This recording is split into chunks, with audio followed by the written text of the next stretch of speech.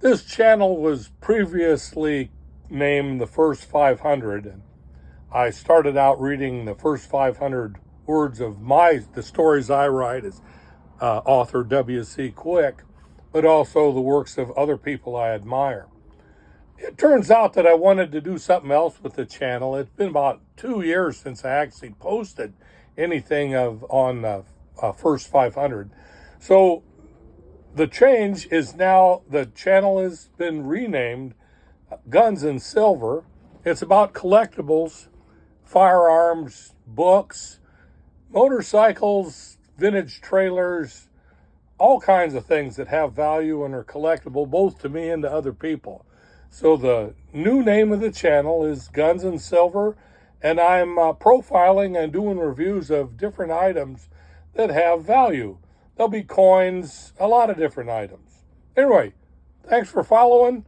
Coming up next is Relativity, a book by Albert Einstein. Thank you.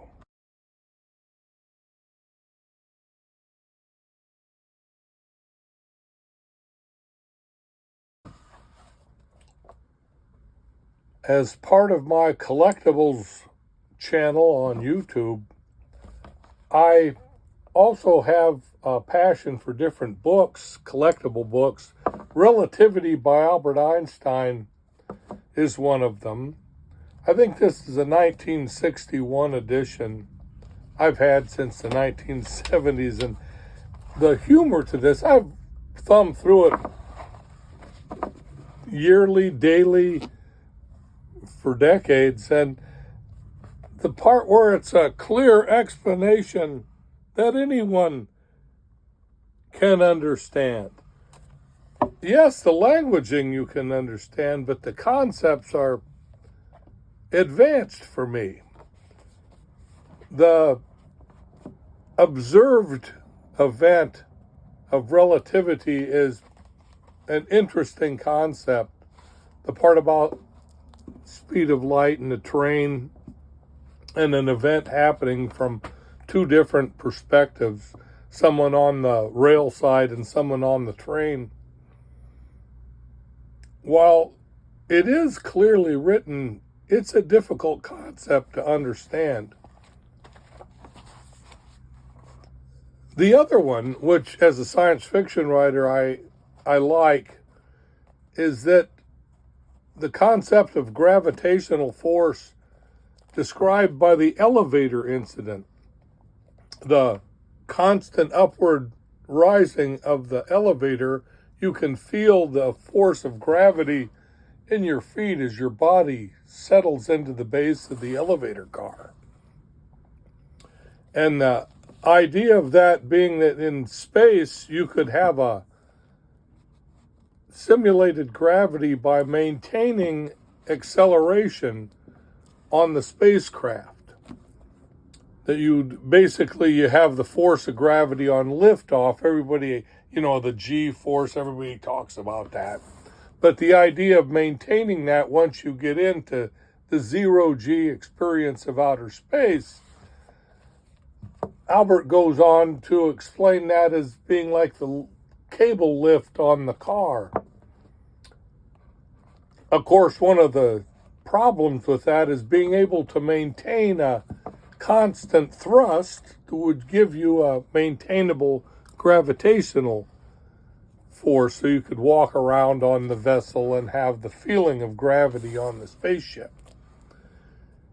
It's an interesting concept. It also came in with the idea of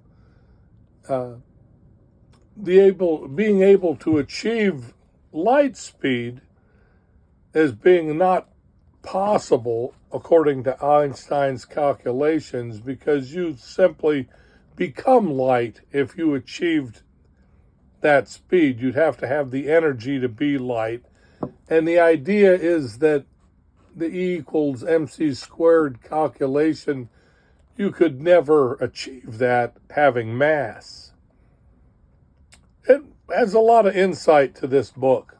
And there's a lot of calculations and how Einstein came up with the concept of E equals mc squared. It isn't a simple ending to a very complex series of calculations that happened since Maxwell and some of his other teachers. He actually says that this book stands on the shoulders of giants, people who did a lot of work and research to come up with modern physics, which I guess by today's standards, this particular book is classical physics, because a lot of people are challenging Einstein's theories in this book, but it's still pretty standard. If you get a chance, find this book. Search out Relativity by Albert Einstein. This is a true classic and worthwhile to invest for anybody collecting science books and history. If you get it, like I said, get a chance, check out Albert Einstein's Relativity, the special and general theory. You can even pick up Relativity, the special and general theory, the book by Albert Einstein, from Walmart, which is a plus. Not that pricey. It's worth having. For further inquiry, while I don't put too much stock in Wikipedia, they're a good source of some historical background to the writing of his theories, starting in 1905 and 1915, which led to him receiving the Nobel Prize in Physics, by the way. I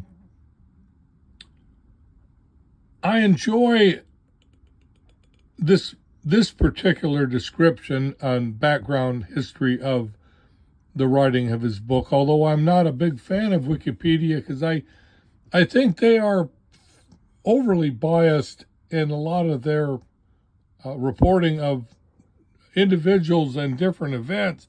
This particular writing is pretty straightforward. It doesn't, it's not controversial. There's no hate going on about Albert Einstein also. A lot of his theories, which, true to science, you really do need to challenge theories. I mean, nothing is forever in science. It's always under some form of research or speculation, which is a good thing. So if you get a chance, check out The Theory of Relativity by Albert Einstein. Once again, thank you. If you enjoy my collectibles channel on YouTube, give me a thumbs up and follow. Thank you.